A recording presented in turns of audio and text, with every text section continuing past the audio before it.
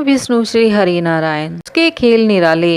एक बार की बात है, नाथ द्वारा में भगवान से उनका नित्य सेवक कहता है, हे प्रभु, आप एक जगह खड़े खड़े थक गए होंगे, तो ऐसा करते हैं कि एक दिन के लिए मैं आपकी जगह मूर्ति बनकर खड़ा हो जाता हूँ और आप मेरा रूप धारण कर नगर भ्रमण कर आइए। भगवान मान जाते हैं, लेकिन एक शर्त रख देते हैं कि भाई, एक बात का तुम्हें ध्यान रखना होगा। वो यह है कि जो भी लोग प्रार्थना करने आए, तुम बस उनकी प्रार्थना सुन लेना, कुछ बोलोगे नहीं। यहाँ जो भी आएगा वो मुझे मालूम है, सो मैंने उन सभी के लिए पहले से ही व्यवस्था कर रखी है। तुम्हारे हस्तक्षेप से उसमें गड़बड़ हो सकती है।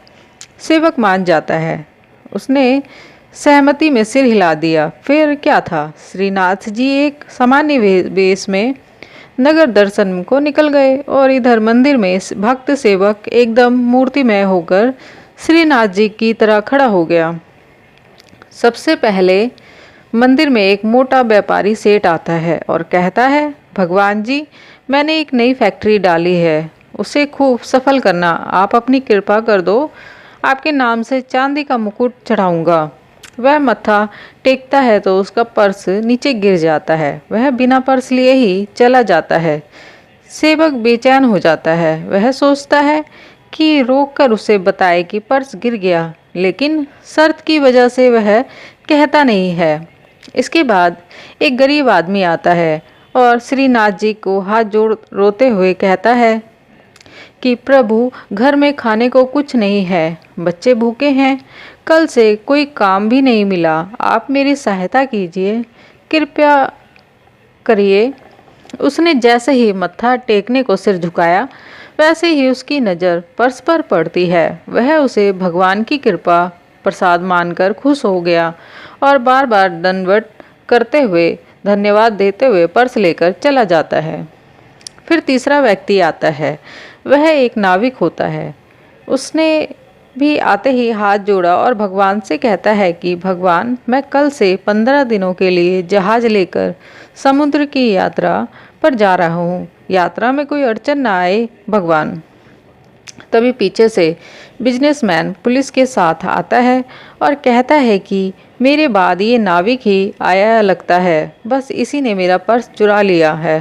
पुलिस नाविक को ले जा रही होती है कि सेवक, जो इन सारे घटनाक्रम को मूर्ति रूप में देख रहा था, उससे रहा नहीं गया। वह बोल उठा। उसने सारी सच्चाई बता दी। अब पुलिस सेवक के कहने पर उस गरीब आदमी को, जो अभी घर तक भी नहीं पहुंच पाया था, रास्ते से ही पकड़कर जेल में बंद कर देती है। रात को भगवान आते हैं तो सेवक खुशी खुशी पूरा किस्सा बताता है कि आज कैसे एक बेकसूर नाविक को उसने पुलिस के चंगुल से बचाया। श्रीनाथ जी ने सारा किस्सा सुन के कहा, सुनो सेवक भाई, तुमने किसी का काम बनाया नहीं बल्कि बिगाड़ा है। सेवक बड़े आश्चर्य में पड़ गया कि भला यह कैसे। प्रभु ने उसके चेहरे पर आश्चर्य मिश्रित प्रश्न चिन्ह लगा देखा तो बताना शुरू किया, देखो, ऐसा है कि वह व्यापारी गलत धंधे करता है। अगर उसका पर्स गिर भी गया तो उसे कोई फर्क नहीं पड़ना था और वह उतना ही धन था जितना उसने उस गरीब आदमी की 8 साल पहले कब्जा की हुई जमीन को बेचकर पाया था। तो इससे उसके पाप ही कम होते, क्योंकि वह पर्स उसी गरीब इंसान को मिला था जो उसका वास्तविक अधिकारी था। पर्स मिलने पर उसके बच्चे भूखे नहीं मरते और वह अपने लिए रोजगार कर लेता, जिससे वह फिर उसी जमीन को खरीद लेता। अब रही बात नाविक की, तो वह जिस यात्रा पर जा रहा था वहाँ तूफान आने वाला था।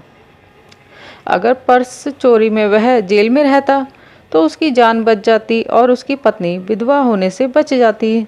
2 दिन बाद नाविक को पुलिस छोड़ देती। तुमने सब गड़बड़ कर दी। हमारे लिए क्या उचित है वह पहले से ही प्रभु ने सोच रखा है। हमारे साथ जो हो रहा है वह प्रभु की इच्छा है। जय श्री राधे राधे। ओम विष्णु श्री हरि नारायण।